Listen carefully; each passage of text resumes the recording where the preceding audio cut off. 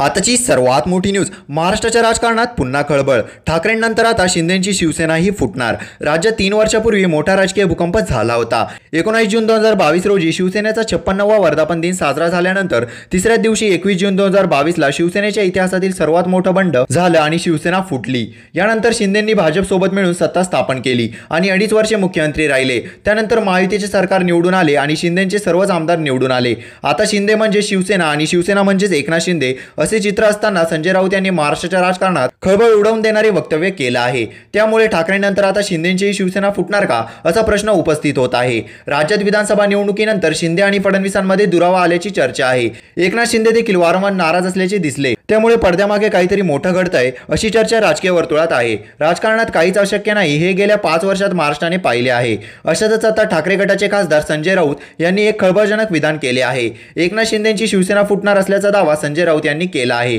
येत्या काही दिवसात शिंदे सेना भाजपमध्ये विलीन होईल असे संजय राऊत यांनी म्हटलंय. राऊत म्हणाले की भाजप आणि एकनाथ शिंदे भविष्यात एकत्रित राहू शकत नाही. शिंदेंचं काम झालं आहे, त्यामुळे आता त्यांचं काम तमाम होणार आहे. हे आता सर्वांना दिसतंय. हे त्यांनाही माहीत आहे आणि त्यांच्या लोकांनाही माहीत आहे. त्यांचा पक्ष भाजपात विलीन होईल किंवा कोकणातील एका नेत्याच्या नेतृत्वात एक मोठा गट भाजप सोबत जाईल. हे मी स्टॅम्प पेपरवर लिहून सही करून देतो असे राऊत म्हणाले आहेत. दरम्यान संजय राऊत यांच्या या दाव्यामुळे राजकीय वर्तुळात चर्चांना उधाण आलं आहे. राऊत यांनी आताच नाही, याआधी देखील शिवसेनेतील एका नेत्याच्या नावाचा उल्लेख करत शिंदेंच्या पक्षात फूट पडणार असल्याचा दावा केला होता. अशाच नवनवीन व्हिडिओ बघण्यासाठी आपल्या चॅनलला लाईक आणि सबस्क्राईब करायला विसरू नका.